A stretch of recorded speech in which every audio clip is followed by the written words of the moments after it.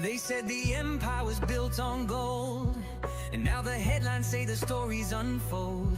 Flashing lights, courtroom rows, silence loud, and the pressure grows. From Harlem streets to the Forbes list, now he's sitting where the storm hits.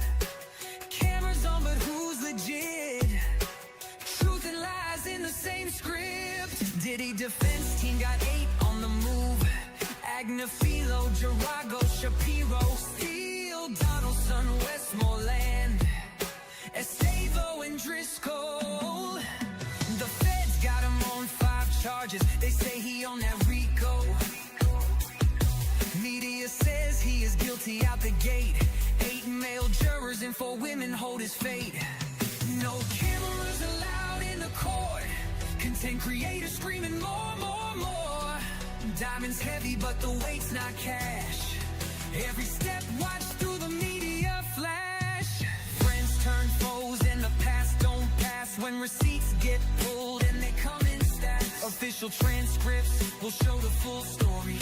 Full statements, but the details may be gold. They wanna put me on trial, put my name on file. Want me to hang it up, but that ain't my style. Say I'm back on road, no hand on Bible. We got this game in a chokehold. Yeah, I'm so cold. My whole career they tried to test me and I aced it. When you want something done, you gotta go and get it. Hate to put you on blast, but it's not up for debate. When the odds stacked against me, victims' names not being used to keep from getting approached by the accused. Kanye showing up in white, saying Diddy fight, fight. What's legacy when it's on the line? Is the name you built still gonna shine? Or does silence scream like a warning sign while the world debates guilt or crime? Every empire's got a tale untold. Every mogul's got nights cold. But behind closed doors, who holds control? Truth is a mirror and it never folds. Spotlight shadows can't outrun fate. Every crown's heavy when it's tied to the state. From the charts to the court, it's a razor blade. Walking the edge that the headlines made. Did the feds charge Diddy for his crimes, or just some for some freak off good times? Baby oil galore, but the feds say there is much more. Everyone is innocent until proven guilty. This will be left to the 12 on the jury committee. Is this a RICO, or just a man being major sicko? Was he really the king or just a fling? Did he do what they say? Will NYC jail be where he will stay? Did he bop in the hotels on the top floors? Different bows in different area codes. Some would call them the defense saying evidence is a blur. Some witnesses concur. Will the bad boy for life be serving life, or will he get the win and be in the next jet to Berlin? Spotlight shadows can't outrun fate. Every crown's heavy when it's tied to the state. From the charts to the court, it's a razor blade. Walking the edge that the headlines made. The devil is in the details. While the world debates guilt or crime, is it RICO or freak off?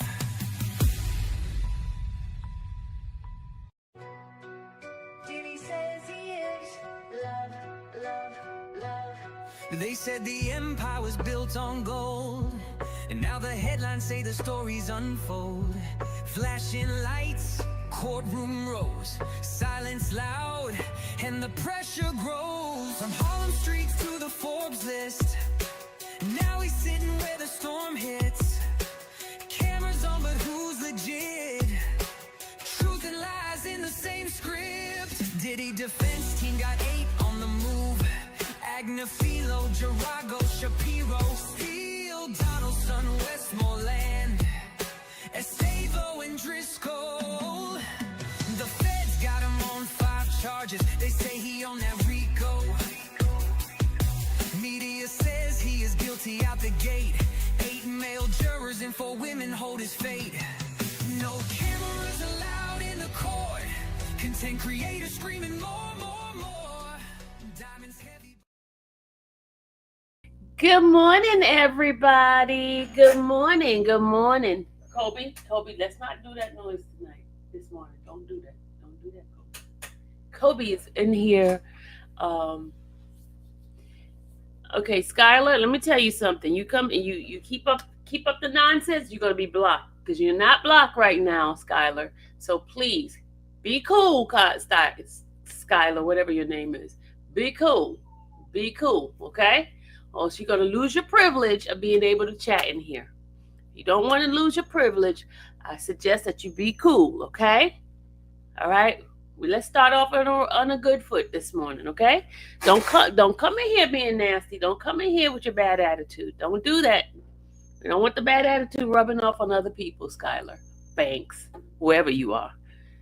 Let's be cool, or else you're gonna get blocked. I'm telling you.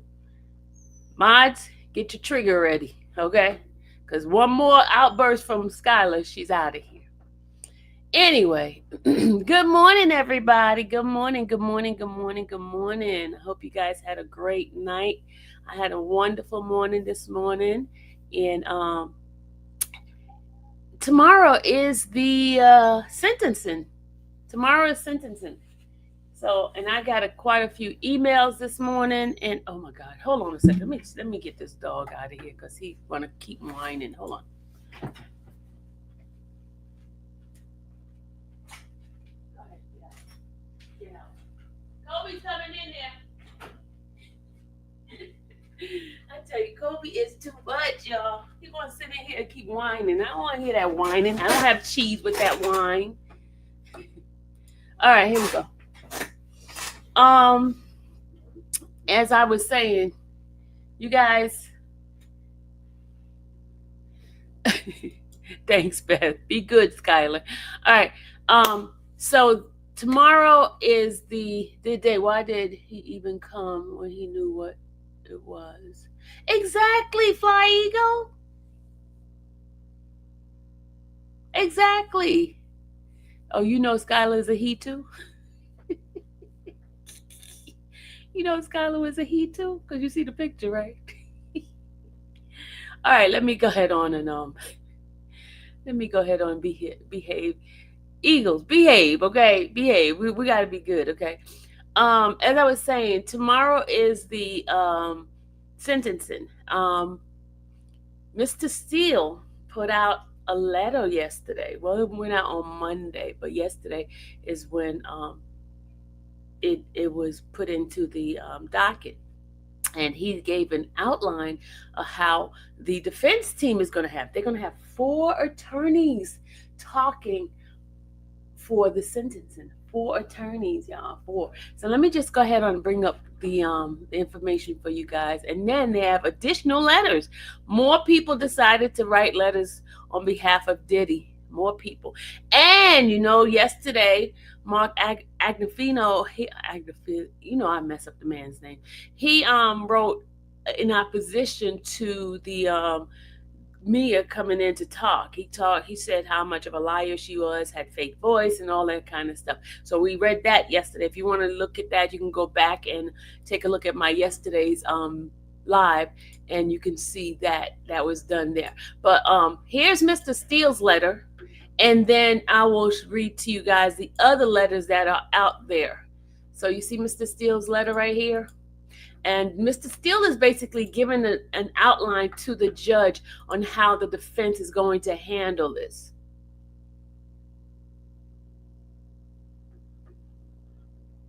Okay? So this is it. If they let Mia speak, they need to let Gina speak. Y'all too much. Okay, here we go. This is Mr. Steele's letter here. And let me just say, dear judge, because I don't want to butcher the man's name. You know me. Me and names don't work too well. I just don't work too well with names. All right. And it says, dear judge, I hope that all is well with you and your honorable court always. For scheduling purposes, please be advised that at least 4 members of Combs' defense team plan to address this Honorable Court at the sentencing hearing on Friday, October 3rd, 2025. So we already know Mark is going to be one, Tenny's going to be another one, and Steele's going to be one. So we don't know who the fourth attorney is going to be that's going to address it. We'll see who it is. We don't know. We don't know who's going to address it, the fourth person. And it says there will also be an approximately 15-minute video, which is being finalized at this time, which will be played for the Honorable Court. Once the video is in final form, we will share same with the prosecution prior to sentencing. Okay, also attached are additional letters that have been filed. Attached are the unredacted version of the letters for your Honorable Court and the prosecution. It is an honor to practice before your court. Sincerely, Brian Steele. And then, okay, you see that? All right. All right, so that is Mr. Steele's letter. So now we're going to go look at the additional letters that was submitted on behalf of the of people who are in support of Diddy. Okay, that may be why POS fired Comey for messing this up so bad. Jackie, hey lady, I'm fine, and yourself? Okay. My girl's not in here this morning. Where is she? Y'all, we don't see our girl, our welcome committee. She's not here. Serena's not here. All right, so let's go ahead on and add this one in here. These are the letters, the additional letters that are in here. All right, there we go. The first one is from Gina. There's Gina. This is the one you were talking about, right?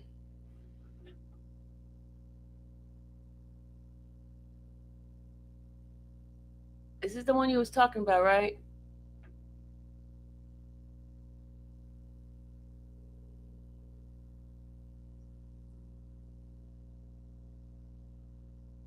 Who mentioned the letter? Okay. All right. Yasa. Is Yasa? Elisa? I don't know how to say your name. You know I'll be messed up. I'm sorry. Yes. Oh, God. I'll just be tearing up people's name. Lord, forgive me. Okay, let me move out the way and get this letter so you guys can see this letter. All right. Here's the letter from Gina. Okay. Good morning, everybody that's coming in. Okay, it says, Dear Judge, this is as of September 30th. Dear Judge, I know you are sentencing Sean Combs on Friday, and I have been thinking a lot about it. I saw in the press letters were submitted by many concerning the sentencing. No one asked me or told me to write this letter, but I felt my voice should be heard as I was identified as victim 3. Now that is really, whoa, y'all, this here letter speaks volume.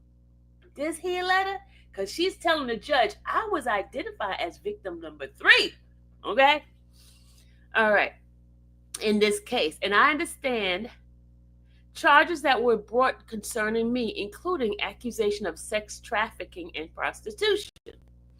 I cooperated fully with the prosecutor.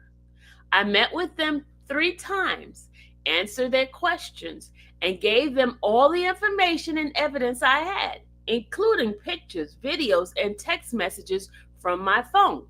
During those meetings, I felt pressured to feel like a victim. I told them I was not, but they insisted that I was, even when I expressed my truth otherwise. I understand they concluded that I had been sex trafficked and involved in a forced prostitution. I did not agree with that conclusion. I was not trafficking. I did not engage in prostitution with him or others. That would have been my testimony if called to the stand. So now that answers the question why they did not go get Gina to put her on the stand. That basically solidified that their case would have been worse off than what it was. That's why they didn't bring her. Because remember when Mark said they know exactly where she is, so why don't they call her? They didn't want to because they felt that her testimony would have been really damaging to their prosecution side. Okay? So she says, okay, here we go. I felt pressured to feel okay, I did that part. Okay. I did not agree with that conclusion, and I was not trafficked. I did not engage in prostitution with him or others. That would have been my testimony if called to the stand. I was subpoenaed and fully prepared to testify and answer all questions truthfully. But I was informed by my lawyer that I would not be called to the stand. Y'all hear that? Do you guys hear this? Do you guys hear this? The shenanigan, the setup, the dirty work of the prosecution?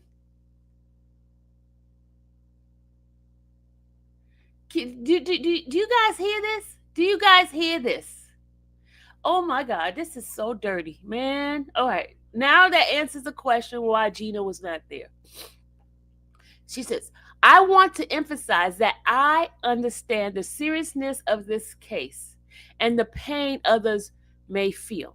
I cannot speak for anyone but myself. In terms of sentencing, I kindly ask that you consider releasing him back to his family. I understand throughout the process he has been cooperative and respectful, and including turning himself in. Throughout this process, he has never once reached out to me and made me feel uncomfortable in any way. I believe he will continue to be compliant with the court's condition upon release. I understand that accountability is important, and I am not writing this to dismiss the gravity of the charges nor to criticize anyone. I write to express my perspective as a so-called victim. I write to express how I felt during the investigation and trial, and how I feel now waiting to hear the sentence. I feel compelled to share my own perspective honestly. I respectfully ask that you take my words into consideration when making your decision. Thank you for your time and allowing me to be heard. Sincerely, Virginia Hun. Heinen, whatever. Y'all know me. So that is her letters, y'all. What do you think about Gina's letters? Guys, what do you think about Gina's letters? Gina wrote that letter, JT. Gina wrote that letter. The so-called victim number 3 wrote that letter, JT. That's Gina's letter. You see that? Do you see that? She was victim number 3. Now we know why she was never called to the stand. Now we know why she was never called to the stand, because the prosecution case would have been worse than what it was. It would have been a total flop.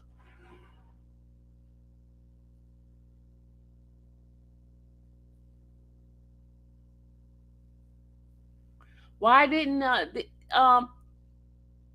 call? Because I don't know why the defense didn't call. Defense didn't call anybody. Remember, they didn't call anybody. Karen, that is a big wow, isn't it? A big wow. But the haters, the people that's after this man, the male supposed victim went on CBS Morning for an interview a day ahead of Diddy's sentencing. The full interview should be out.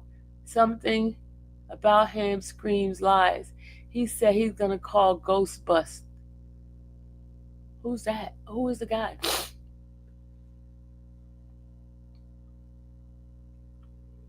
Yeah, their case was weak, McCain. Weak. Their case was weak. That is why they did not call her. She was ready to go, and she said her attorney told her that they weren't going to call her.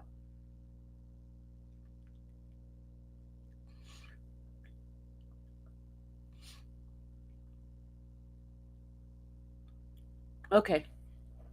All right, my throat is starting to itch, y'all. I'm sorry, my allergies. Sorry, I had to drink some water because my allergies is really jacked up this morning. Exactly, Sharon. She said Gina has integrity. Exactly. She know. I mean, anybody knows certain relationships. Some relationship we just have some bad stuff going on in relationship. Yes, they knew she was not going to lie. Exactly, IE Network. Exactly. Exactly. Exactly. Send him home. Send him home. But I'm not holding my breath for this judge because you see, we got to go by his track record, y'all. We got to go by his track record. We got to think the worst and pray for the best. Because the way this track record, Salon, I wish he would get time served, but knowing this judge, I would say, because yesterday I said 5 years. I'll say 2 to 5 years. That's what I would say. 2 to 5 years.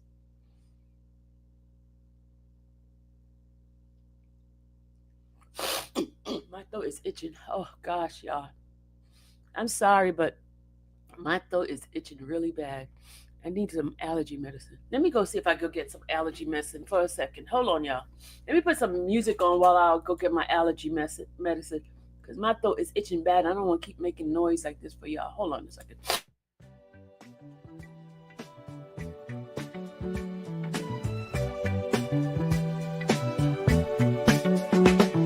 Sylvia in that courtroom grind. All day long she's making time. Notes in hand, she's got the plan. Comes home late, shines like a star. Yeah, she's here to break it down. Justice found without a frown. In our chat with hearts so true, Sylvia's magic comes right through. Feel it, baby, feel the light. Soulful notes on the inside. Sylvia's truth makes us sway. All night long we groove and...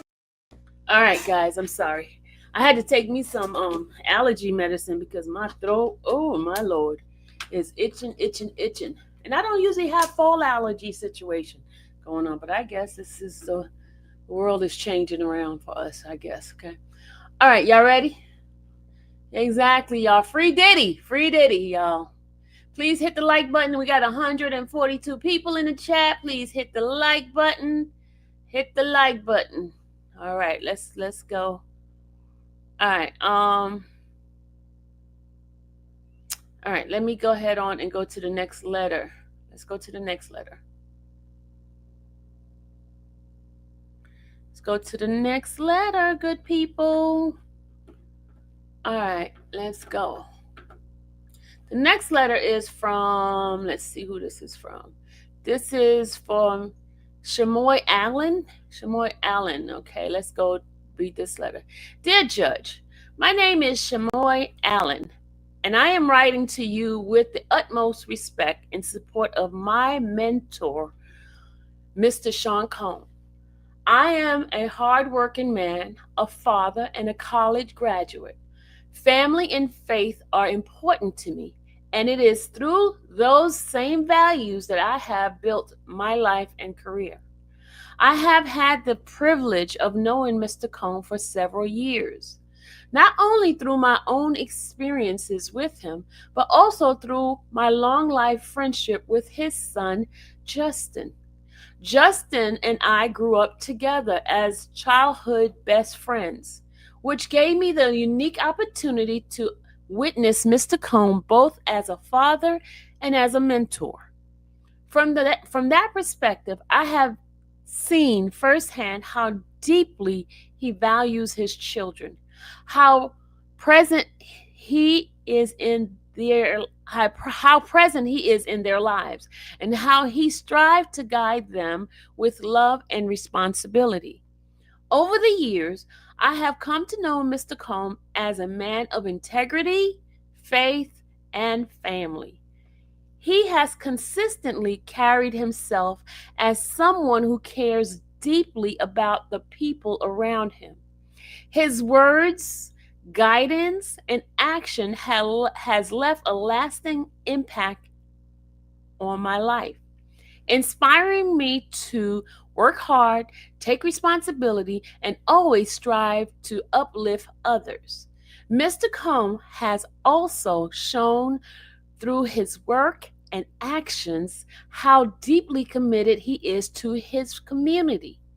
I personally had the honor of being present during one of his charitable events in Miami during the height of the COVID-19 pandemic, when he gave back to struggling family by distributing much needed relief. I will never forget the smiles on the people's face and the gratitude they expressed. Seeing the joy and hope he brought to so many reminded me of the kind of man he is. Someone who truly wants to uplift people and make a difference in their lives. That day left an impression on me that I carry to this day.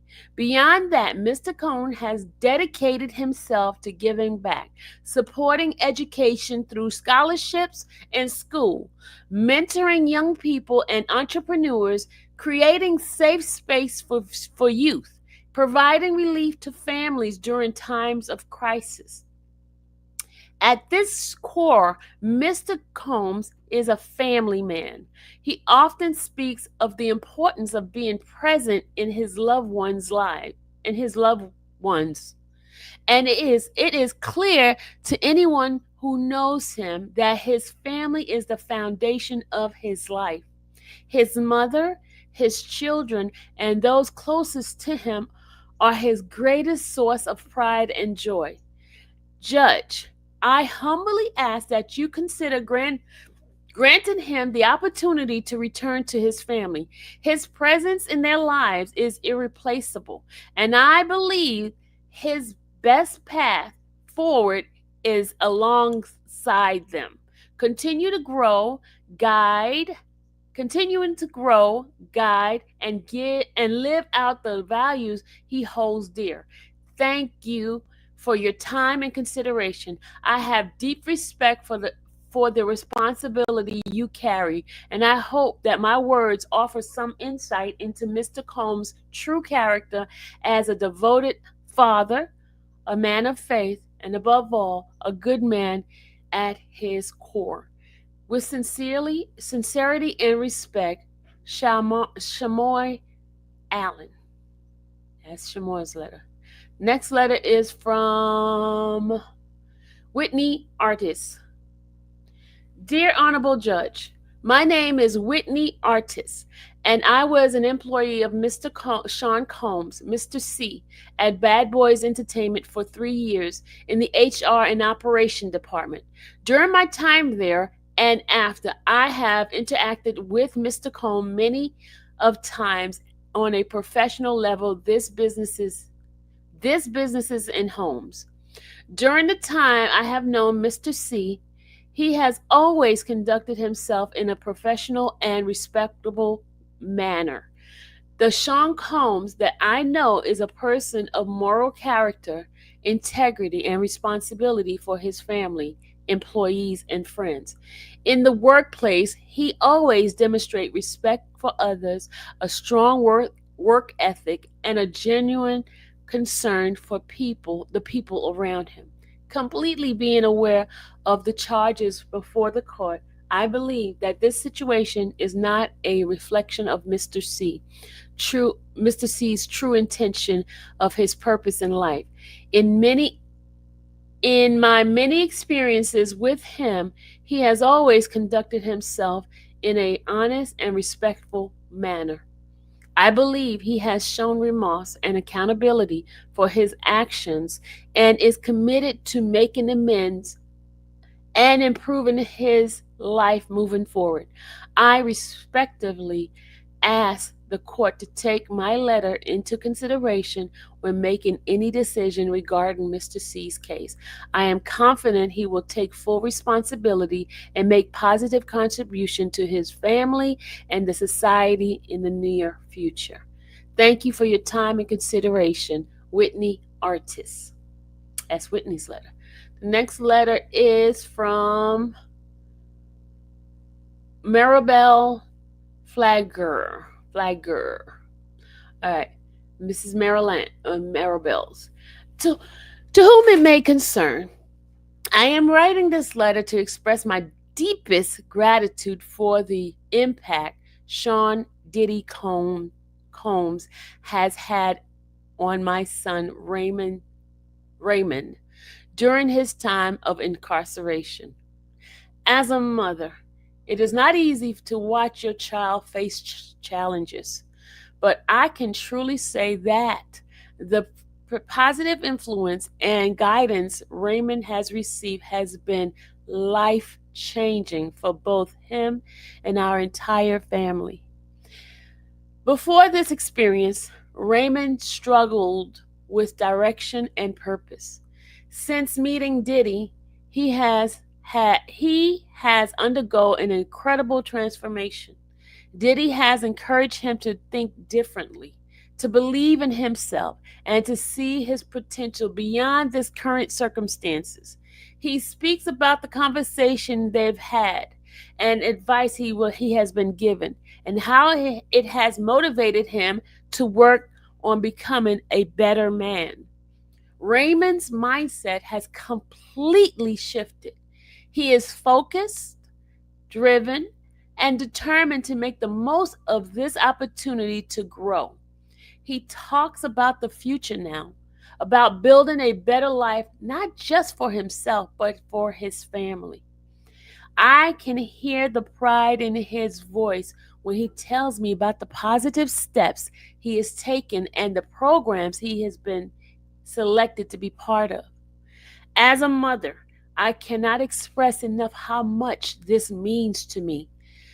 To see my son find hope, guidance, and a new sense of responsibility has been a blessing. I am thankful to Diddy for taking the time to pour wisdom into him and for helping him realize that his life is not over, that he can still create a bright future. I truly believe this experience and Diddy's mentorship have changed the trajectory of Raymond's life. I am forever grateful for the inspiration, encouragement, and belief he has given my son. Thank you for recognizing Raymond's growth and for giving him this chance to continue his progress through this program. Our family's future feels better because of the support and influence he has received. With sincere gratitude, Maribel Falquer. I don't know. Okay. All right. And Judge, this is another one from Ho Wen Kawak. Ho Wen Kawak. Okay. I am Ho Wen Kawak, also known as Go. Miles Go. Um, the last 25 months at MDC, the high profile cases, me, Sean Combs, Sam Bankman Fried, Juan Hernandez, I have met all of them and lived with them all in the same unit. Of all the most motivated and influential I've met is Mr. Combs. I have been with Mr. Combs now close to 200 days where we slept right across from each other. I have had multiple conversations with him, and they have been very peaceful, enlightening, and motivational. I see Mr. Cone as a very kind, sensitive, genuine, genuine person. He really cares about his name and his reputation. I've seen how after legal visit he would come back and work on his case and still kept his mind strong to also work on himself. He rarely spoke to people, but when he did, he would only be positive. It would only be positive. But I feel I have gotten to know him well due to our conversation. And I can say that he is not who the media portrays him to be. I've seen him go through extreme emotional changes through his case. And when he first arrived, he was extremely depressed and was going through dark stages. But now he has found some his light again because he has seen what this can do to your family, and although he fell off, he has climbed back to the top of the mountain again. He personally asked me that when we are released, if we would create an AI platform so that we can help the people. We're not we're not only for business but for emotional support. We have spoke about creating programs to take the youth out of the street and to help them with music, sports, and just to find their light. Where people without the source or the funds or the connection to come to expand their minds and resources. Also, I have been to multiple social visits where I was able to meet his mother and kids. I have yet seen I have yet to see MDC a family which well, I'm sorry, with such a strong connection. After social, we can see the pain in his eyes. And because of this, I see that it saved his life because he is able to sit back and see from a different perspectives. Since he has found his light, he has spread it and tried to shine as bright as he can by sharing it with unfortunate MDC by starting a course named Free Game with Diddy. Free Game with Diddy. Free Game with Diddy is a course where we are taught about life, entrepreneurship, and how he became the one of the most successful icon business mongols in the world, starting from nothing. Where he helped people to get his mind right and help them find their light. I have seen him prepared for this case for a few months, and where he would write and read books and take notes so that he can spread his knowledge and thoughts. For him to share the best information he can. For the first time in MDC, I joined a program. Also, for the first time, I've seen a whole unit participate where color or gang didn't matter. The only thing that mattered was the equal goal of gaining knowledge and wisdom. Because he prepared himself so well, you can see that his emotional connection is strong with teaching the youth and the old that anyone can can do it, just do it. It doesn't matter where you come from, all it takes is you. After the first class, I can see how he became successful in his he is a dedicated, motivated individual who no, individual when he puts his mind to something. I have met a lot of celebrities and I've seen that they are not that organized, but for this course, he is organized and truly prepared to share his free game. I hope and pray for him and his family that this issue can be resolved so that he can get out and help the young generation from the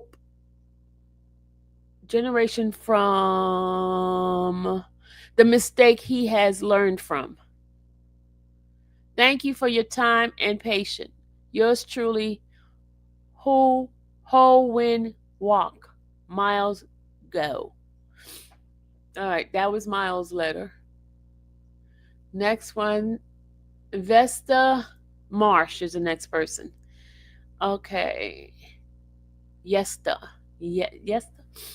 Okay. My name is Yesta Marsh, and I am a celebrity hairstylist with over 30 years experience in the entertainment industry. I am writing to you as someone who has had the privilege of knowing Sean Combs personally and professionally since the late summer of 1997, when I began my career on his way on his No Way Out tour. Sean gave me my very first opportunity for employment in the music industry at a time when I was facing great personal hardship. My oldest son's father had been murdered when my son Larry was 1 year old. I was left with very little support, but Sean gave me not just a job, he gave me a career. That opportunity allowed me to travel the world, raising my son, and to this day, more than 30 years later, I continue to thrive in the same career path that he helped me begin.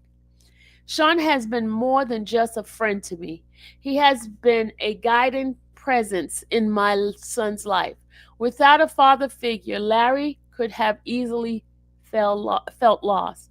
Instead, Sean stepped in as a mentor, a godfather like figure, and a role model. He spoke to my son about his potential, about his abilities, and about how even without a father, he can become anything he wanted in life. These words carried special weight because Sean himself faced the same tragedy of losing his father to murder. His encouragement and wisdom gave my son strength to believe in himself. Beyond my own family, I have also been a support for Sean's family. My home was always my home has always been a safe haven for his sons, just as his home in Los Angeles and Miami have been welcoming and safe space for mine. For mine, our family have shared countless moments together: vacations, birthdays, New Year's celebration, and milestone. Always surrounded by love, po- positivity, and support. And most recently, I had the privilege of spending New Year's Eve of 2023 into 2024 at Sean's home in Star Island in Miami. There were about 25 people there, mostly his children, his son Justin, Christian, and Quincy, along with my sons and their friends. And only adult present was myself, my girlfriend Natasha, Matt McAdley, and his mother, French Montana, Corey, and the photographer. It was a warm, friendly, centered environment full of laughter, and positivity. In the 3 decades I have known Sean, I have always known him to be gracious, welcoming, and generous.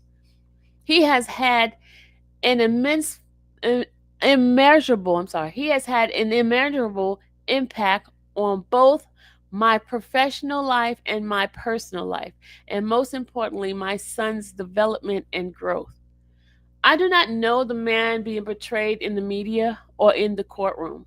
What I do know and can honestly speak to is the man I have personally known, someone who values family, loyalty, and responsibility.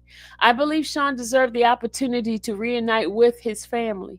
With the proper rehabilitation, counseling, and behavioral program, I truly believe he can continue to live a positive and productive life, not only for himself, but for his children, his mother, and those who love him. Your Honor, I respectively fully ask that you take into account the Sean Combs I have known and the profound positive influence he has had on my life, my son's life, and so many others. Thank you for your time and consideration. With respect and sincerity, Ayesta. I can't say her name. Marsh. All right, the next letter is from Art of War, which is the founder and CEO James McMillan. All right. Now, Sean, dear Judge, my name is James McMillan. I am a New York attorney and entertainment executive, and I currently serve as the managing partner of the law firm James E. McMillan, PC, and founder and CEO of Art of War Entertainment. Over the past 25 years, I have dedicated my career to representing and developing artists, advocating for their rights, and building businesses that empowers creators. I was introduced to Sean Combs by a mutual friend in 1992 when we were both roughly 23 years old. At the time, I had just flunked out of law school and was uncertain of my future.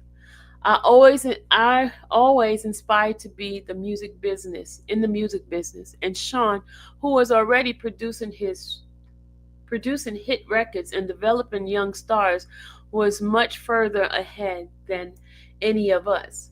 He was also emerging in a culture leader in our community. For many young inspiring executives like me, Sean paved the way. He was aggressive, brash, unapologetic, and fearless. He was persistent, determined, and did not take no for an answer. More than that, he was necessary. Though his early success, Sean broke down barriers and opened doors in an industry that had historically limited our access to true financial freedom.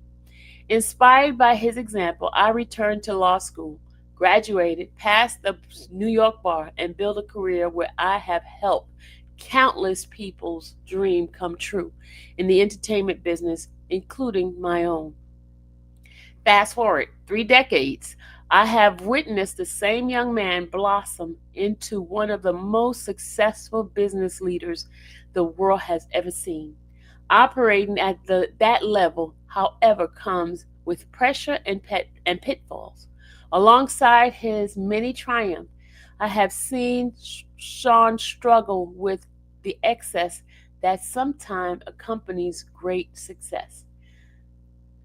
I have sadly witnessed his battle with substance abuse and the poor choices that the addiction can bring, including behavior that has hurt others.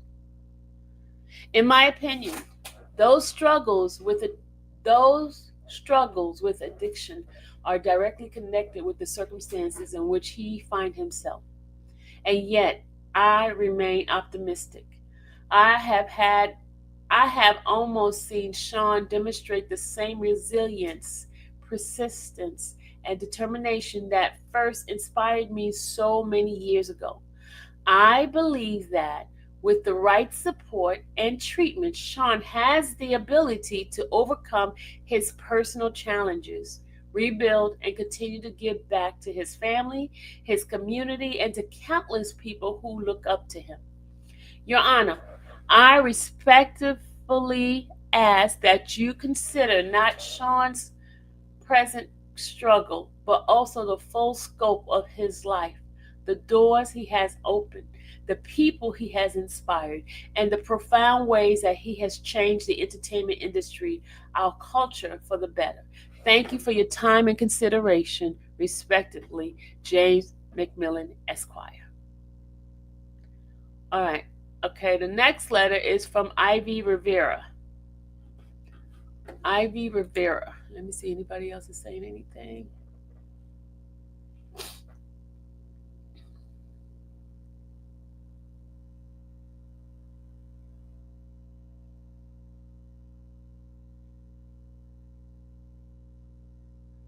The PSI pre-sentences. Well, we don't know. We don't know what they have because it's not on public. It's not on the public thing because it has too much personal information, so we don't know.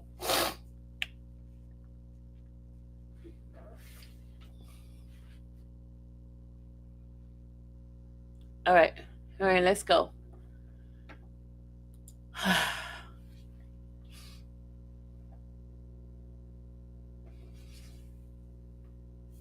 All right, here we go. Oh, my name is Ivy Rivera, and from 2020 to 2023, I've had the privilege of working at Combs Enterprise as a lifestyle specialist at Love Records as the product manager for Josie and the first artist signed to the label. I write to share my perspective on Mr. Sean Combs, not only as my employer, but as a mentor and a human being who profoundly shaped my life. From the moment I was brought to Miami to meet him as an employee, I felt truly I felt truly heard and empowered. For the first time, oh, my neck is hurting. For the first time, I was not just a young hustler seeking opportunity, but an executive whose voice mattered. Mr. Combs held me accountable to excellence, but he also championed my presence in rooms where it could have been overlooked. During my tenure, Mr. Combs entrusted me with responsibility far beyond my title. He empowered me to lead the rollout of Josie's first EP, which went on the chart at number one on Apple Music. What began as conversations, but about me potentially becoming a voice on Revolt eventually evolved into opportunities working alongside his spirit brand, De Leon Tequila and Ciroc, where I helped drive influencers marketing, creative content and brand amplification.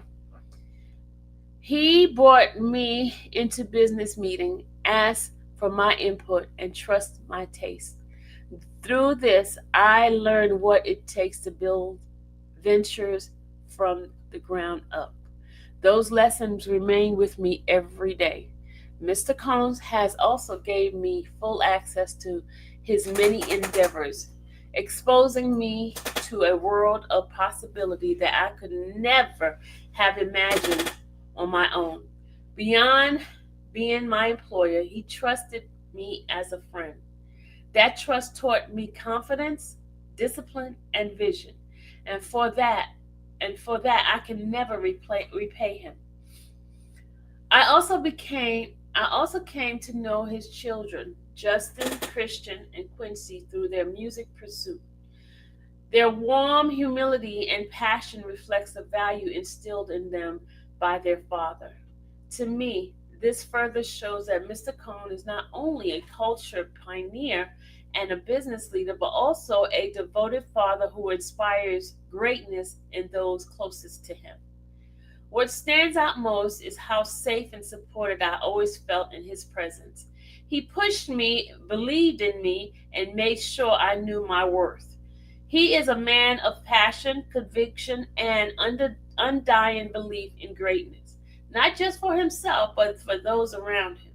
I am fully aware of the challenges before him now, but I remain willing to share this testimony because the lasting impact he has had on my career, my outlook, and my life. I respectfully ask that you take my experience into consideration when evaluating his character. Thank you for your time and your thoughtful attention. Sincerely, Ivy Rivera.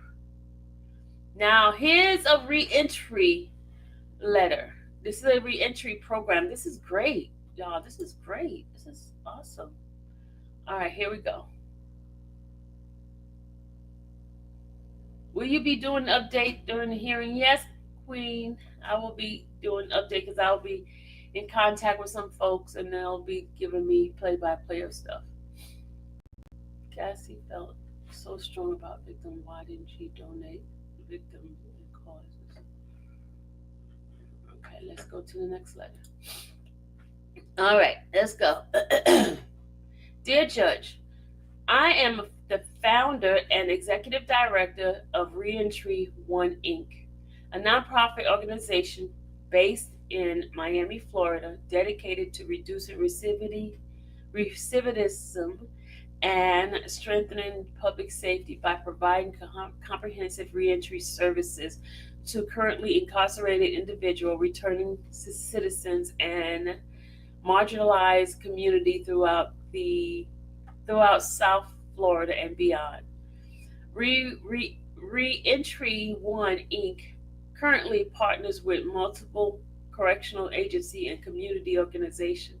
With the CEO Group Inc., we deliver an in-prison mentorship and life skill program at South Bay Correctional Facility, serving more than 500 individuals annually. Through our partnership with Federal Bureau of Prison (BOP), including Federal Correctional Institute (FCI) Miami, we provided employability, life skill, and entrepreneurship program that reach diverse population of men for reentry. Our relationship with the warden at the FCI has enabled us to establish monthly programs that directly support reentry planning. We also maintain collaboration with the Florida Department of Correction, local work release centers, and state facility where our team delivers life skill training, financial literacy, and family reunification initiatives. Through our partnership with the Federal Care Court Program under the leadership of Senior U.S. District Attorney Patricia Says, as well as with Florida State Probation, Reentry One has assisted numerous participants in successfully completing their supervision, including many early termination of probation and releases from house arrest, while also helping participants overcome barriers of employment, family reunification, and entrepreneurship. Beyond correctional facilities, Reentry One works with Florida legislators, municipalities, schools, and neighborhood organizations across South Florida to serve justice impact families and educate community members about reentry barriers.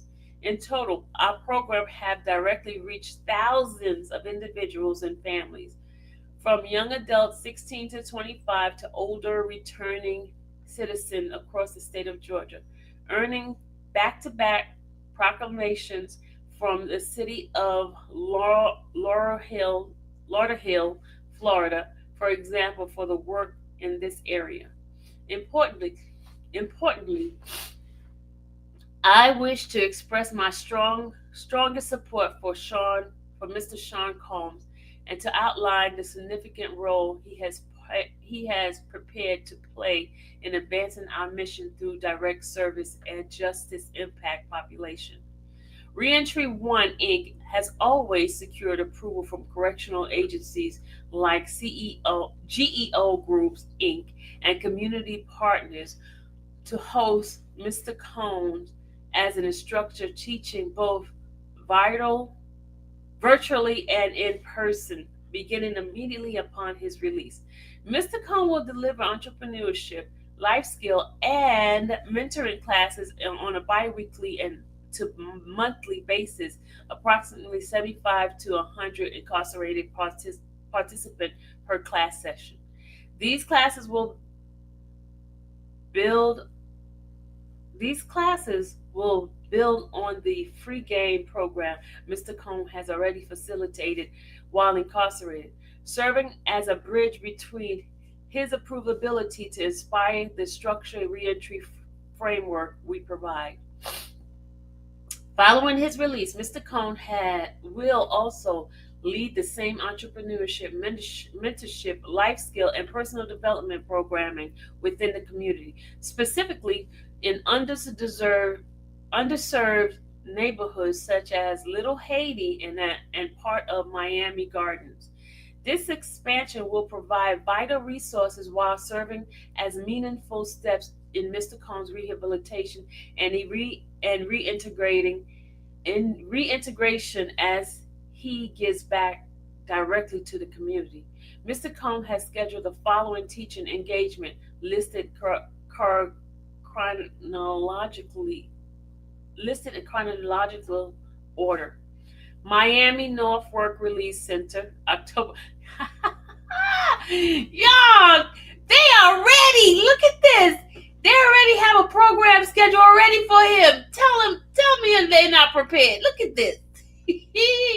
Miami North Work Release Center, Monday, October 6th. That's like right after the sentencing.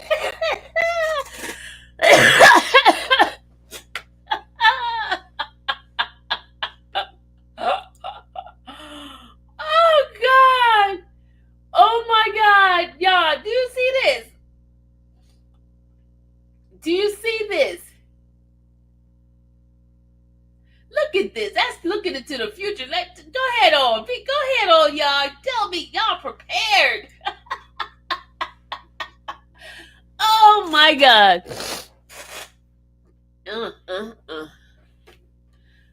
All right, here we go. Sprouting to success. Excuse me. Sprouting to Success School founder Andre and Thea White. That's on, what day is that one? That's on Tuesday, October 14th at 1 p.m. Oh, Lord. North Day Regional Library, Miami Garden, October 17th. Friday, October 17th at 11 o'clock. Little Haiti Cultural Center, Friday, October 17th at 6 o'clock. South Bay Correctional Facility, GEO Pro Group, Inc., Thursday, October 23rd at 10 a.m. Right and Restoration and Expungement Fair, keynote speaking location to be announced Saturday, October 25th at 11 a.m. Quest Workshop downtown Miami at Brickell, Wednesday, October 29th at 5 p.m. Furthermore, I will work closely with Mr. Combs to ensure he remains in compliance with all conditions of correctional supervision. That includes supporting him in maintaining sobriety, attending all required programs, staying focused, and dedicating himself fully to this mission of service. Furthermore, at Reentry One Inc., our motto is that those who are closest to the problem are often those closest to the solution. Mr. Combs lived experiences, influence, and passion for this work makes him an invaluable partner in advancing that philosophy. Indeed, I have received his curriculum, his BOP evaluation, and a letter of support from students of his class at MDC.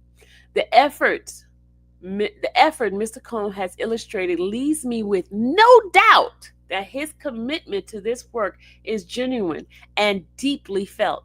His influence and ability to connect with justice impact individual is uniquely powerful. By partnering with Reentry One Inc., Mr. Combs is positioned to help dismantle cycles of incarceration and provide hope, direction, and opportunity where it is urgently needed. His involvement will be an extraordinary asset, not only to our organization and our community, but also to the broader goal of state and federal reentry initiative nationwide. For these reasons, I respectfully urge the court to recognize Mr. Combs' contribution and intention as a valuable community asset and partner to reduce recidivism. Thank you for your consideration. Respectfully submitted, Giovanni Serraris. Oh, wow, y'all. Y'all, look at that. Oh, oh.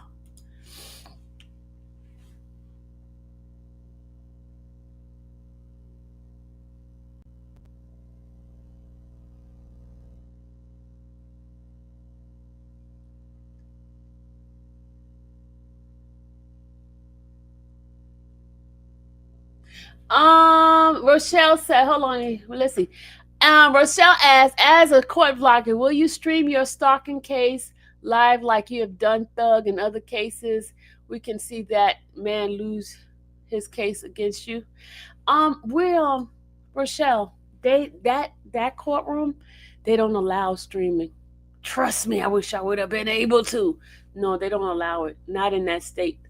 They that particular area, that department, they don't allow it. Yeah, there's a stalking case against me. Queen Bee, Queen Bee. After tomorrow, I'll tell you all about it. I'll tell y'all the whole story. I'll do story time.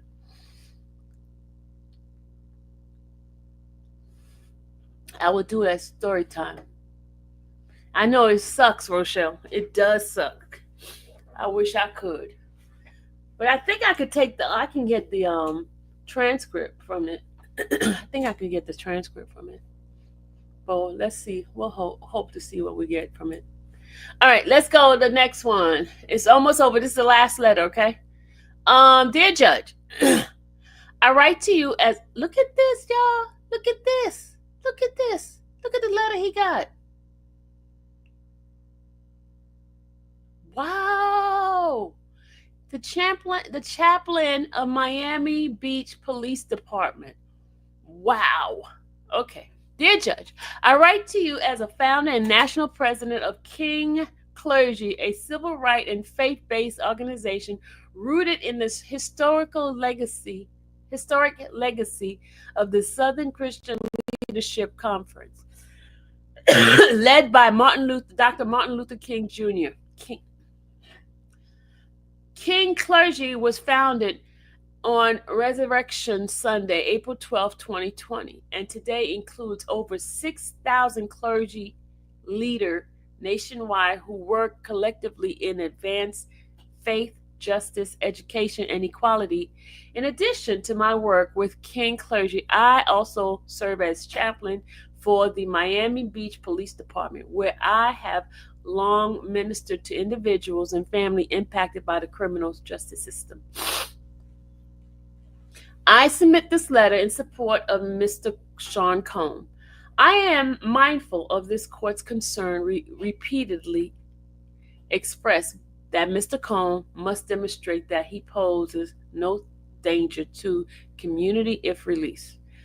I do not come as a mere character witness, but as a community leader who is prepared to take an active supervisory role in ensuring accountability, structure, and guidance should the court consider placing Mr. Combs on probation rather than continued detention. I first come to know the Combs family through Mr. Combs' mother, who has become a dear friend and a prayer partner over the years. In moments of personal crisis, she has often turned to me for counsel and support, and through her, I came to know Sean and his family. Because of this relationship, I am not speaking as a stranger to this family, but as someone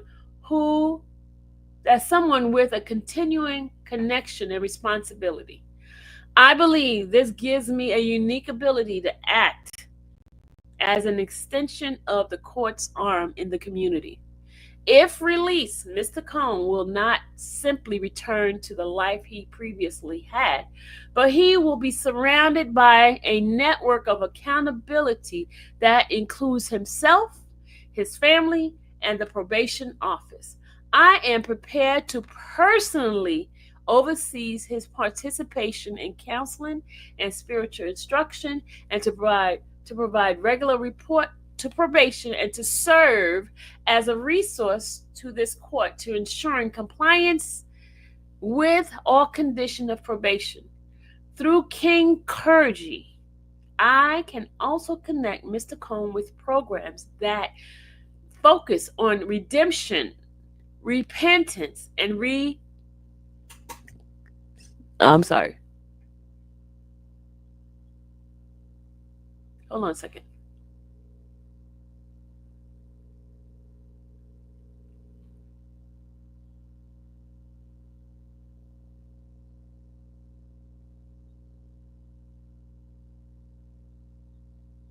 Hold on, y'all. I'll be right back. Hold on. I gotta put the music on for a second. Hold on, I'll be right back. Hold on.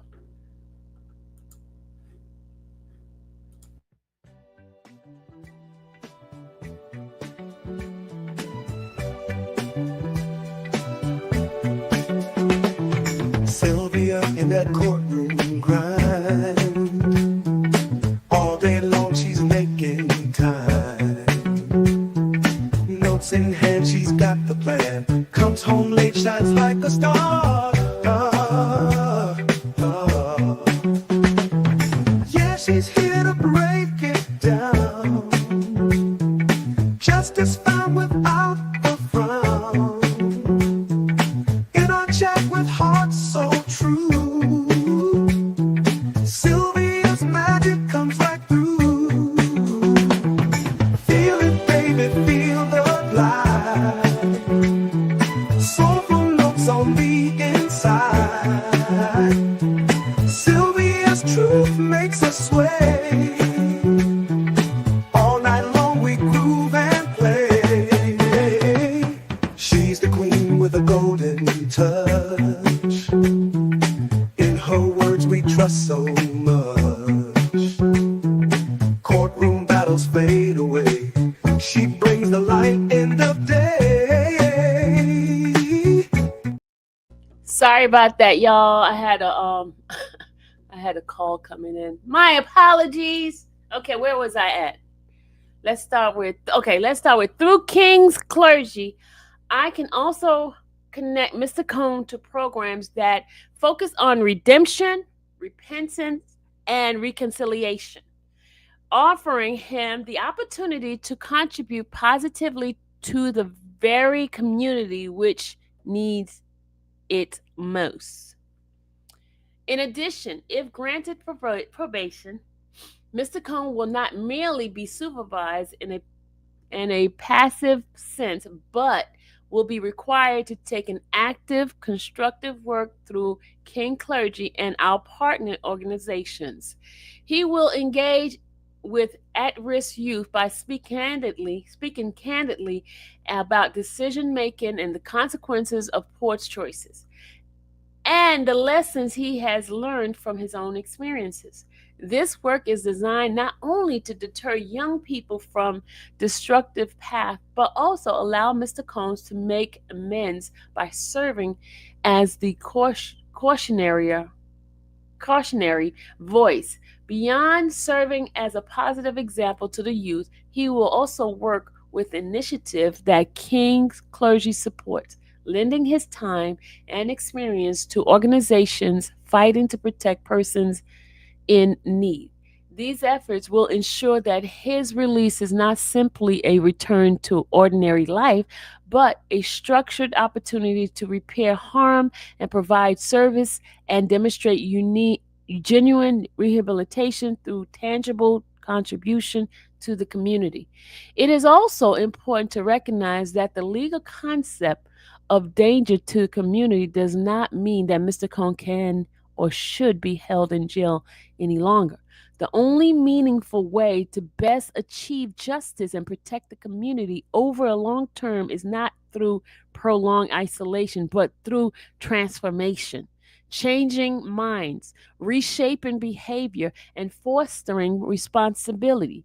This can be best achieved through a combination of probation supervision, community service, spiritual counseling, and constructive engagement with organizations like King Clergy that are designed to cultivate accountability and growth. In this way, probation serves as the most effective safeguard to the community's future safety. I am persuaded that the time Mr. Cone has already served has been a sobering punishment and an opportunity for reflection. He now has the chance to begin the path of transformation, one that this court can supervise, and one that I am willing to shoulder responsibility for in partnership with probation. To release him under probation is to invite rehabilitation, community service, and accountability. For these reasons, I respectfully ask this court to consider allowing Mr. Cohn to be released from jail and placed on probation, where he can properly supervised, ministered to, and held accountable. I believe such a course not only protects the community, but also gives Mr. Cohn the opportunity to demonstrate repentance and to earn back trust through services. Thank you for your time and consideration, respectively, Reverend Gary Johnson, founder and national president of King Clergy Chaplain, Miami-Dade Police Department. I had to read his whole accolades, his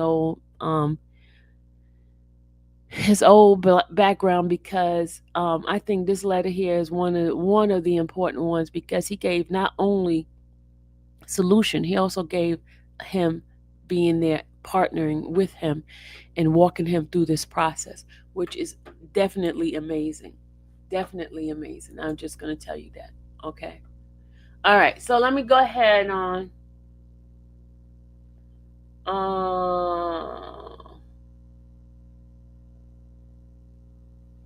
Thank you, Mark, for that. Mark said he's already changed. The DV is from 2016. He wasn't committing DV since 2016, except when Jane threw hot wax on him and banged his head on a marble table. All right, so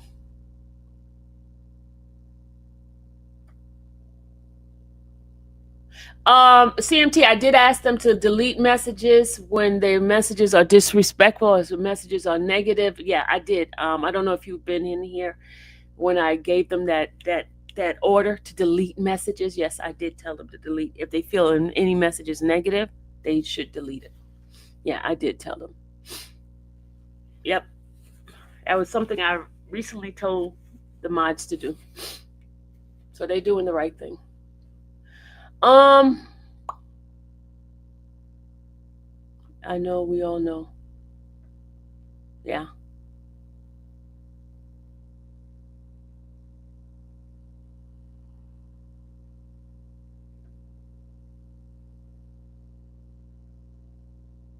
Yeah, I gave that message, I think it was the day before yesterday when I was live.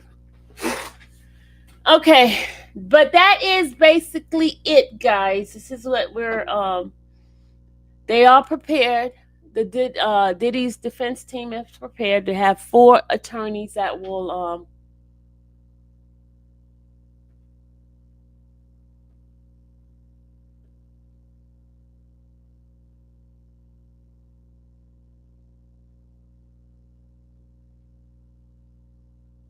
they weren't calling Sylvia a stalker. They were asking clarification question.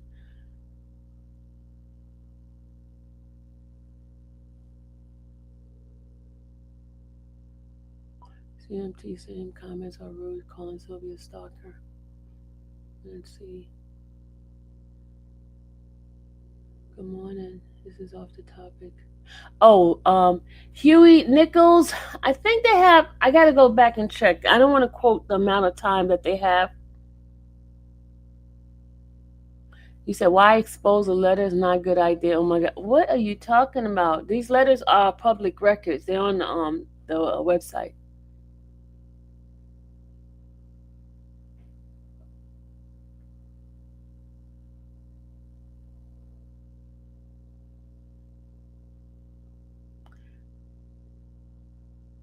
Mark said, I'm talking about from what was proven in court as like lock up for something you wasn't charged for, and they use it against you. Yeah, that's what they're doing. That is what they're doing. Everyone be respectful. That comment was deleted as deemed rude.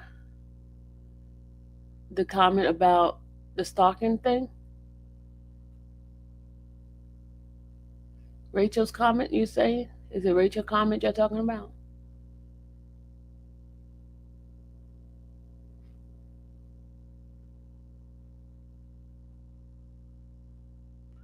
I think they might use words against him because he already beat the prosecutor and are saying now maybe the wrong approach.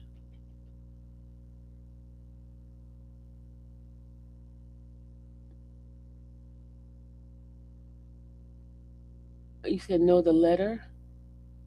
The letter, the one that's the person says the comment about the letter. Yeah, I didn't like that comment. They're saying why are we reading? That's not a good idea. You can have your opinion, Cook. I'm still gonna read it. Don't matter what your opinion is.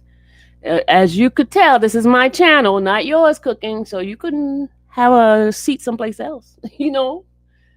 I was talking about Queen Bee comment. It wasn't rude. Someone asked you if you was covering the stalking cases. All she commented was stalking case. It got deleted.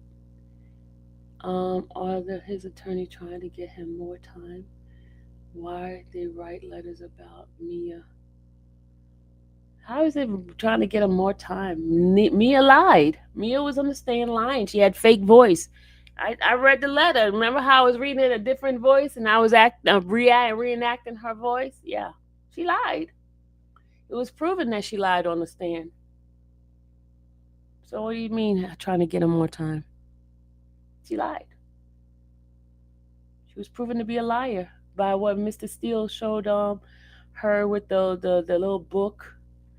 Remember the book with her doing the scrapbook of his birthday and all that? The letter was unprofessional. They should have left that alone. Um, do you have a law degree, Pamper J? You got a law degree? You got a law degree? Let me see your law degree.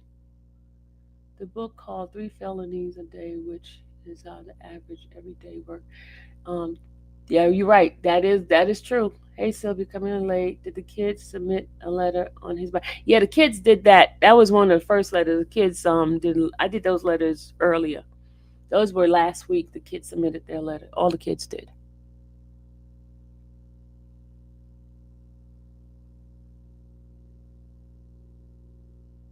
That we didn't know exists.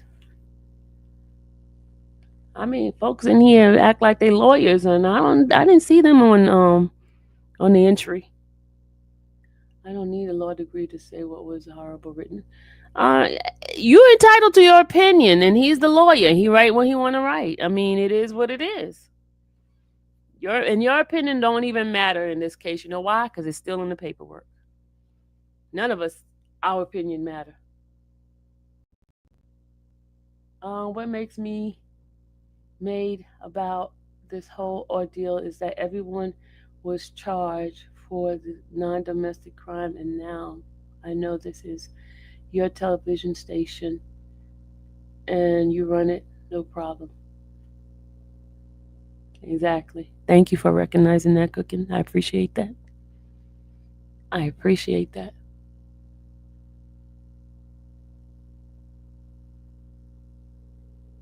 We all have opinion, don't we? And here's the facts. We're not the lawyers. We're not Mr. Cone. We're just bystanders on the side, just speculators. We're not even on the playing field at all. None of us.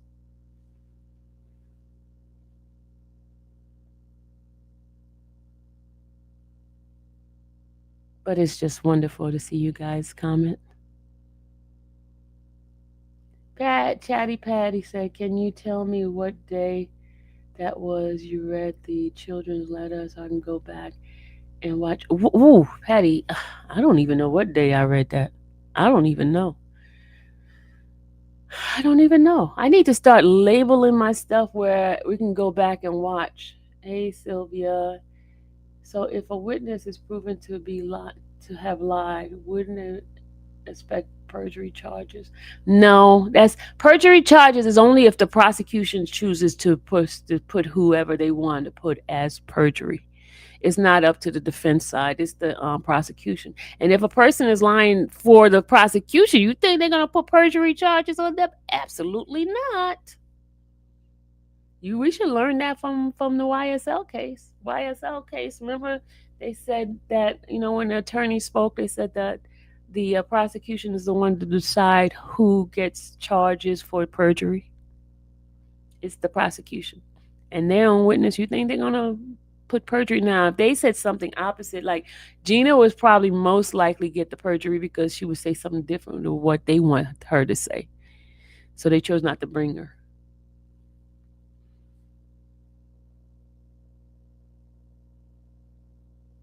Yeah, Patty.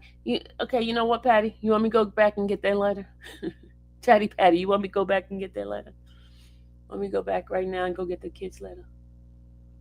You didn't follow the ISL case? Yeah, but it's a known fact. Even Mark even said that the prosecution choose who they want to put perjury charges on. Defense never bring charges. It's the prosecution that brings charges.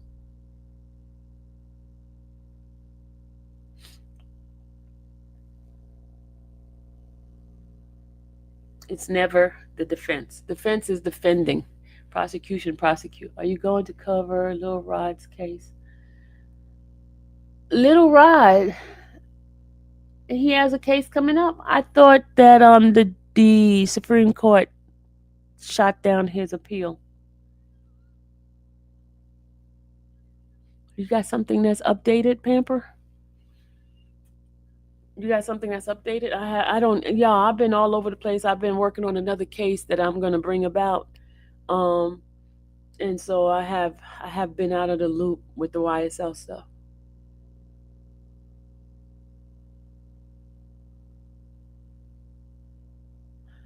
Feds never give time served those two felonies. His case starts at 10:14. You said Little Rod?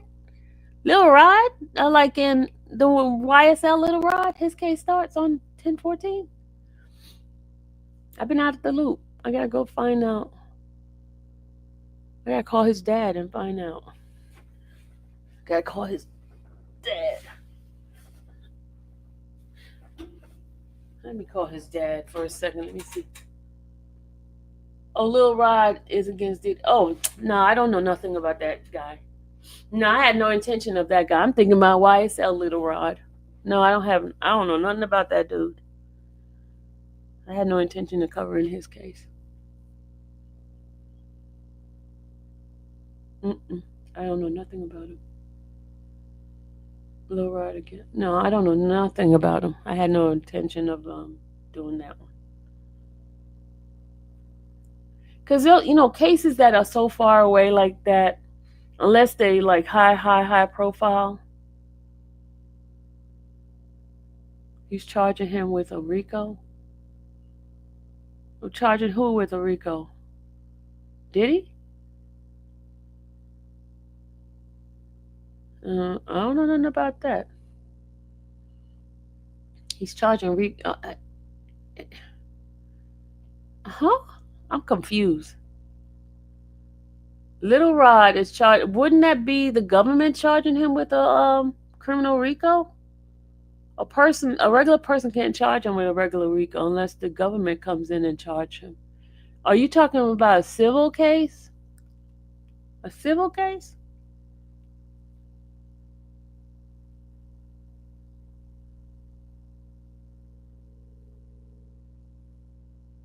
A regular person can't charge a person with a RICO. Only prosecution could do that. He might say RICO, but there's no such thing a RICO in a civil case. RICO would be a criminal case. He's charging him with RICO. Give me the case number on that one. It's a lawsuit? Okay. It's a lawsuit. Okay. It's a civil lawsuit. It's not RICO. He just putting words in there of RICO. Yes, Diddy is why you support Diddy. Yes, Diddy. Is this why you support Diddy? Because you have no clue he's doing to these people? Yes, it is a criminal RICO. It is not. If it's a civil lawsuit. It's not. Oh my God. Oh, Jesus. It is not a criminal lawsuit. If it's civil, it's not criminal. Until it has a criminal court case number, then that's how it becomes criminal. It's a huge case. Okay, then go cover it. I'm not covering it.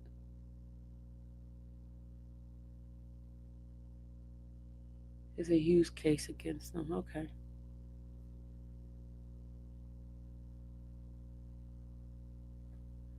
I hope you don't get it mixed up. It's not a civil. If it's a lawsuit, it's not criminal. It's a civil.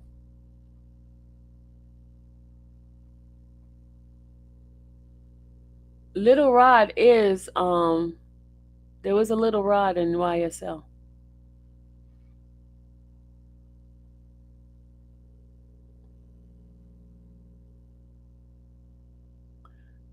Now things makes more sense to me why Little Kim was charged and convicted of for perjury. Yeah.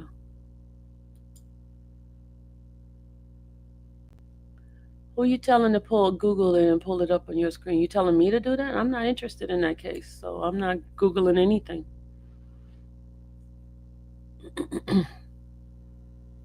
Shows how ignorant you are, and you know what? And you're gonna show how behind the scene you are. Anytime you're calling me ignorant, that means you don't deserve to be in here. You don't attack me. I am going to protect my inner peace.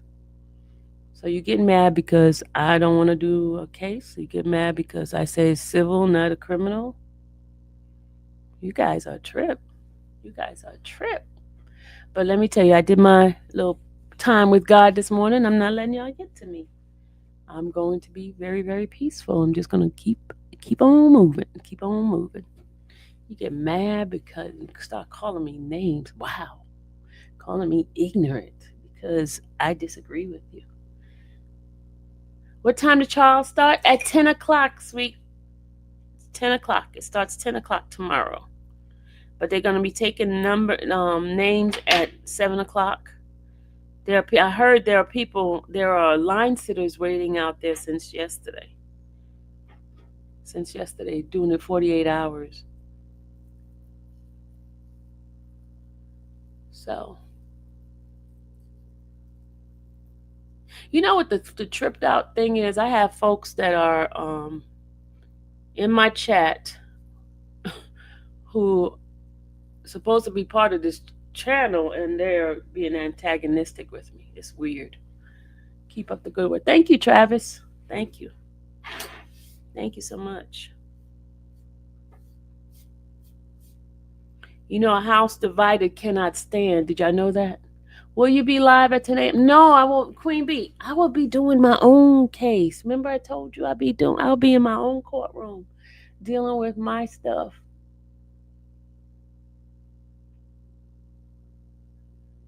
I'll be dealing with my own stuff.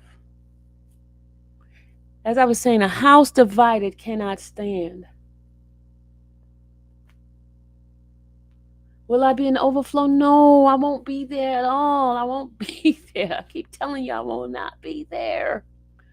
Wow, will you be? No, no, no, no, no. I will not be in the overflow. I will not be in the courtroom. I will not be in New York.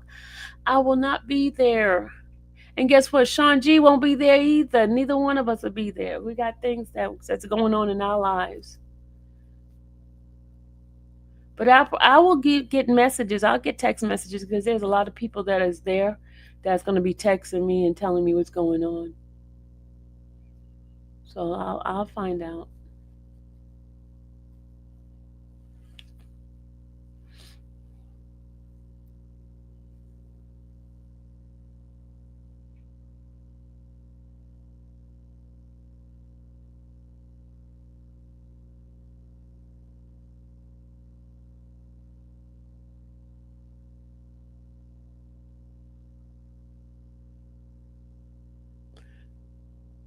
Yeah.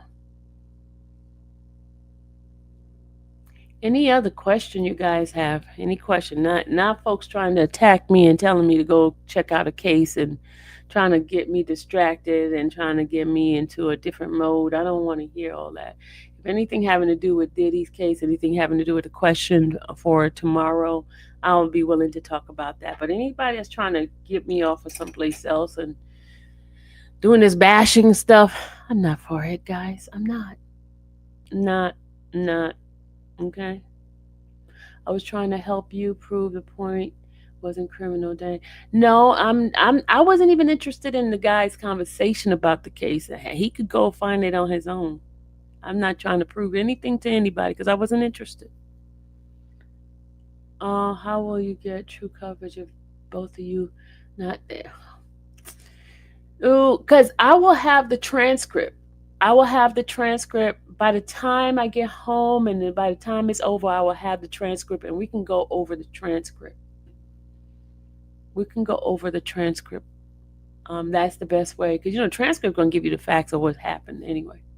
And then the video, prayerfully, I'll have the video so you guys can see what video that they played in court. You have a case? Oh wow. Yeah, I do have a case. I have my case been going on since last year. Last year. Be for real. I will give you the information on my case once it's over. I just I rather not speak on it, totally speak on it because other people has been speaking on my case and I chose not to elaborate on it because until it's over it, once it's over it, then I can share with you exactly what happened. Everything that having to do with that particular case. But I promise you, once everything the judge throws it out, I will be speaking on it, okay? I promise you. I'll do a story time on my case. I promise you. I'm telling you, being a content creator and social media is a very dirty, dirty, dirty, dirty environment. When I tell you dirty environment, if you don't have thick skin, if you don't have a strong support system, or if you don't have, people will tear you apart. And I can imagine that's why I stick so much with people that are on the side of the defense side is because I see the what when people put out lies, how much the society, the public opinion have already crucified you and put you underneath the jail and stuff like that without knowing the facts. And even with the facts, sometimes they still throw dirt, throw rocks, throw all kinds of stuff at you. I have learned from personal experience and the narrative that is being brought about certain things, and it's like you have to try to undo with the stuff that the social media people do to you. Undo. There's so many things that has been done to me in a small scale. Can you imagine if I had um, the the fame of Diddy? It would be worse. People take a story, a little something that somebody exaggerate and make it into your life, and it becomes part of your life forever. And it's hard to change. It's very hard to change. You only have a small few, and the ones that believe in you is very small. They're very quiet, but the ones that are against you, they're very loud and wrong, very loud and wrong, and they're the one that has all the backing of um, whatever narrative that the powers that be wants to put out on you. I'm not saying that Diddy is a perfect man, but from what I have learned in the courtroom, a lot of things that were publicized and were put on all over the social media were definitely not what was said in court. What the evidence was shown, definitely not. And it's very, very sad. And people don't want to listen to that. They're gonna feel what they feel, and a lot of them is going from personal experience. Personal experience. Like if somebody's been dealt with DV, they're gonna take the side of the person who's a victim, alleged victim, instead of seeing each case by case and understanding the situation, what happened, and things like that. They go by what their personal experience is. So they're still going to carry that victim mentality and on being the side of whoever it is that's saying that they're a victim. And the same way the other way. Somebody who's never been a victim will not understand a person that's a victim. And that's wrong as well. So it's a learning experience. It's very hard, but it's very much a learning experience. And that's why we have to try to get the whole story out, not half of it, not one sided, the whole story. And one of the reasons why I concentrate on the side of the defense is because you have so much out there that's putting out all the wrong and hard and nasty and negative information that is hard for the truth to really come out. So that's why I try to put the stuff that's in there, what I personally have experienced inside the courtroom. That's one of the reasons why I do go to the courtroom. I do give information exactly what's happening in the court. Because in the federal government courtroom, you don't, if a person is not on that side of the, what do you call it, on the side of the agenda, I'm going to say the agenda, if they're not in there to bring the facts and the other side of it, you will never know what the facts are. You'll never know the whole story. You're only going to hear the other side's part. And that's why you need, and news used to be very unbiased in the back in the days, but now since money dollars are being given to the ones that wants to push their story or their agenda, you're not going to get the facts of the stories anymore. That's why independent news is very much important, because they're not bought. And a lot of these national syndicates, radio or TV station are bought. They go by whoever's giving them biggest money. Because there's an agenda. But it's sad. It's sad. It's really, really sad. Yeah, I am going to. I have a story that I'm working on, and I have the calls from this story, and I'm really conflicted in this particular story that I'm going to bring about. Travis said,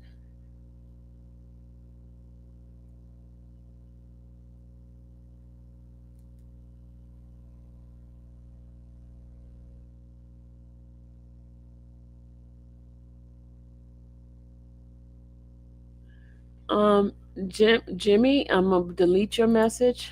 I am going to delete your message. You put another nasty message out like that again, I will block you. I'm not playing. I am not playing with y'all today. Don't put that kind of message in here. I'm not playing. There's other channels you can go put those kind of messages in, and don't do it in mine. Diddy should be freed ASAP. This railroad should happen to any of us. Please, people needs to remember this. Exactly, Travis. Yep. Good morning to everybody that is in the chat. Everybody that's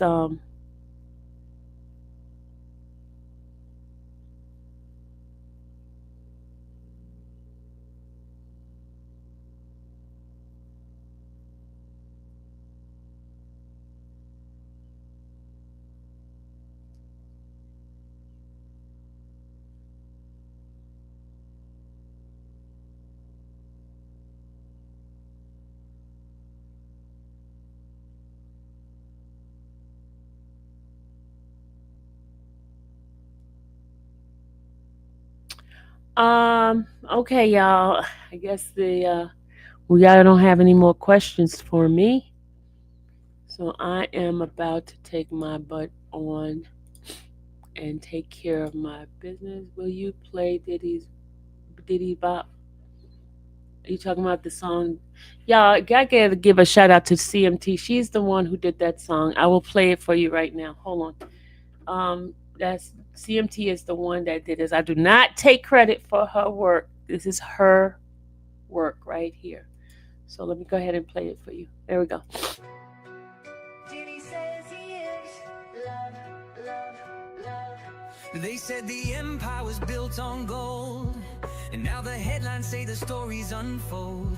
Flashing lights, courtroom rows, silence loud, and the pressure grows. From Harlem streets to the Forbes list, now he's sitting where the storm hits.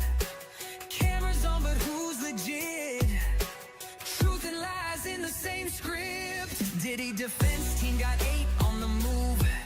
Agnafilo, Jarago, Shapiro, Steele, Donaldson, Westmoreland, Estavo, and Driscoll. The feds got him on 5 charges. They say he on that RICO. Media says he is guilty out the gate. 8 male jurors and 4 women hold his fate. No cameras allowed in the court. Content creators screaming more, more, more. Diamonds heavy, but the weight's not cash. Every step watched through the media flash. Friends turn foes and the past don't pass. When receipts get pulled and they come in stacks. Official transcripts will show the full story. Full statements, but the details may be gold. They wanna put me on trial, put my name on file. Want me to hang it up, but that ain't my style. Say I'm back on road, no hand on Bible. We got this game in a chokehold. Yeah, I'm so cold. My whole career they tried to test me and I aced it. When you want something done, you gotta go and get it.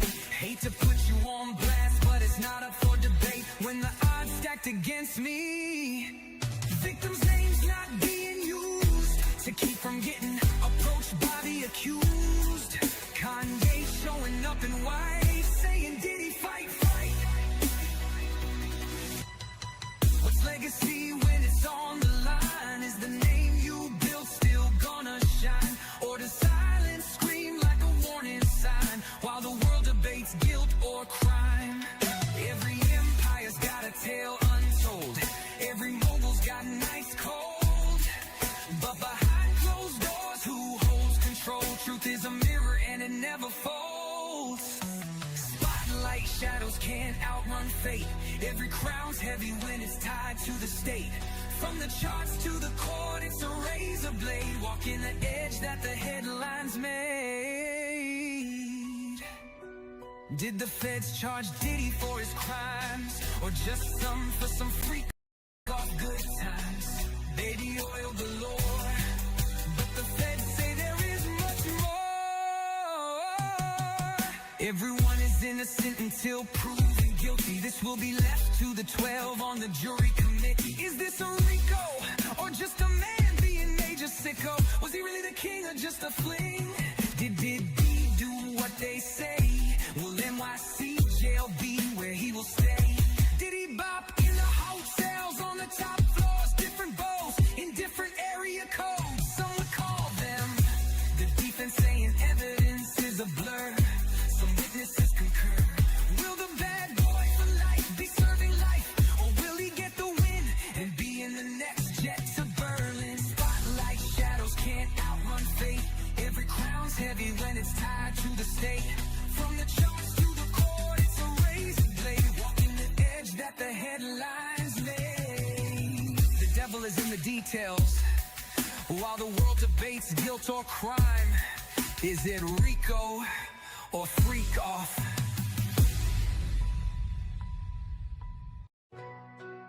Diddy says he is love, love, love. They said the empire was built on gold, and now the headlines say the stories unfold. Flashing lights, courtroom rows, silence loud, and the pressure grows. From Harlem streets to the Forbes list, now he's sitting where the storm hits. Cameras on, but who's legit? Truth and lies in the same script. Diddy defense team got 8 on the move. Agnafilo, Jarago, Shapiro, Steele, Donaldson, Westmoreland, Estavo, and Driscoll. The feds got him on 5 charges. They say he on that RICO. Media says he is guilty out the gate. 8 male jurors and 4 women hold his fate. No cameras allowed in the court. Content creators screaming more, more, more. Diamonds. Travis, thank you for the Cash App. I appreciate you. Thank you so much. I pray God gives you back 1,000 folds of what you have blessed me with. I do appreciate you. Thank you. Thank you so much. Y'all have to go look at CBS Morning, listen to His ex-hairstylist. You said CBS? So let me see if I can put it up on here. Hold on a second. You said CBS ex-hairstylist? Hold on.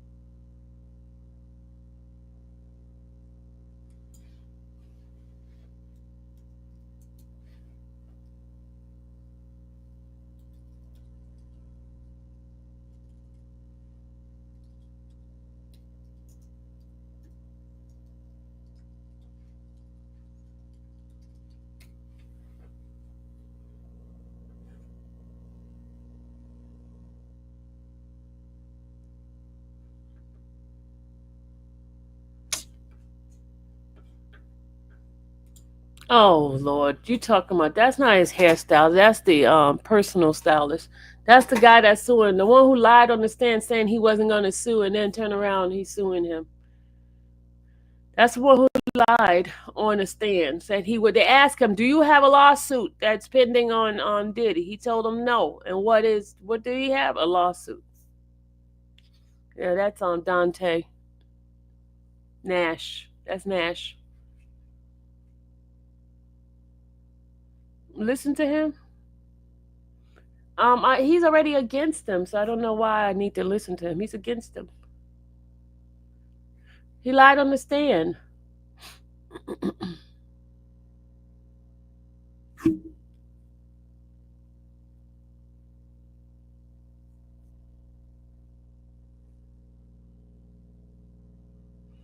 Guys, y'all could go listen to it. I choose not to listen to it. I thought you said his hairstylist. No, he's not the hairstylist. He's the personal stylist. You know, the clothing stylist. He's not the hairstylist.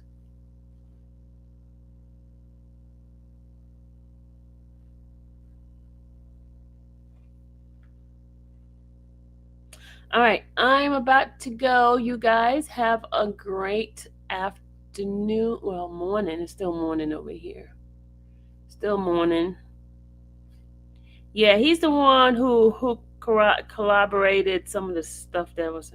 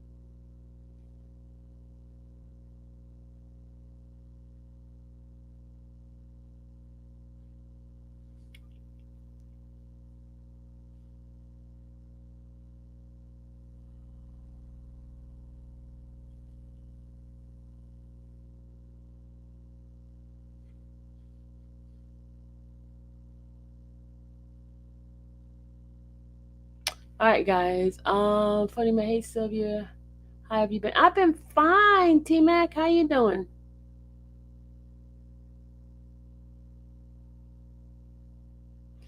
Glenn, you coming back talking about that case?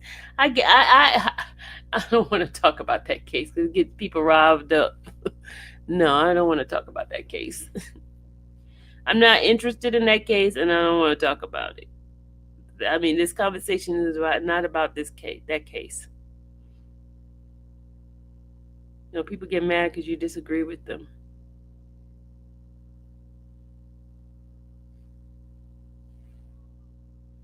Okay. I'm about to go now, y'all. Thank you again. Travis, thank you so much. You say you could tell he's lying? Yeah. All right. Y'all, if I get any updates on for tomorrow's sentencing, I will come back and do a live on it. Whatever I get, whatever information I get, I will be sharing it with you guys. So keep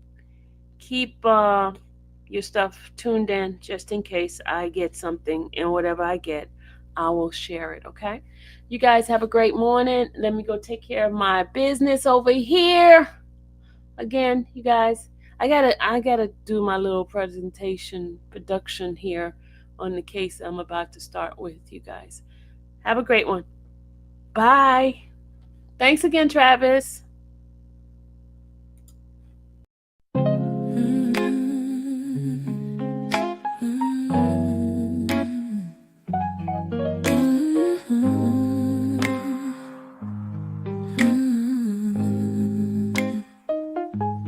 Thank you for watching the infamous Sylvia channel, where laughter and fun make up our panel.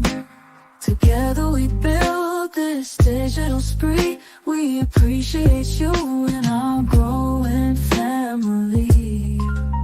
With mods by our side and chat flowing free in this online space. It's just you and me, we laugh until tears roll down like the rain.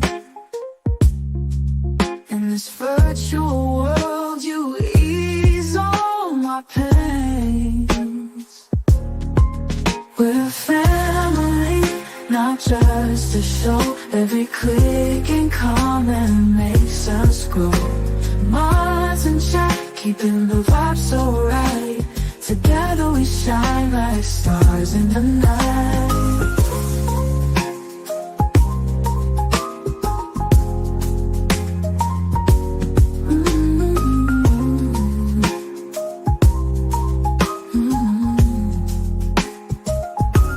We cherish the moments, the highs and lows, from the latest gossip to stories untold. You're more than a viewer, you're part of the crew in this space of ours.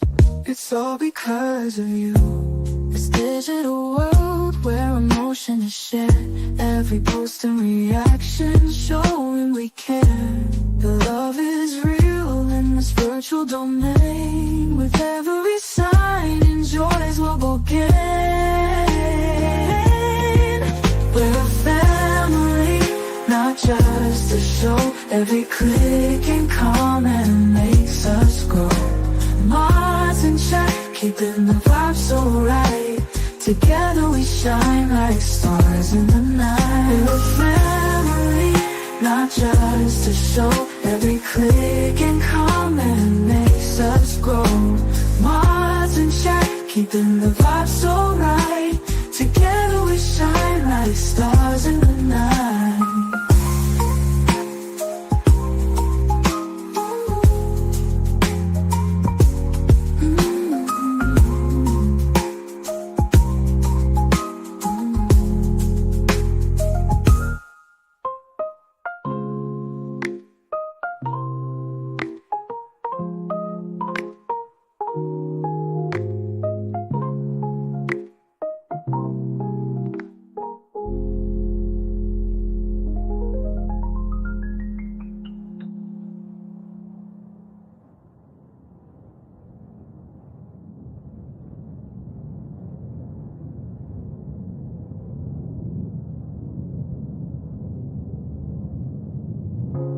This digital world where emotion is shared, every post and reaction showing we care. The love is real in this virtual domain. With every sign, enjoys what we'll gain. We're a family, not just a show. Every click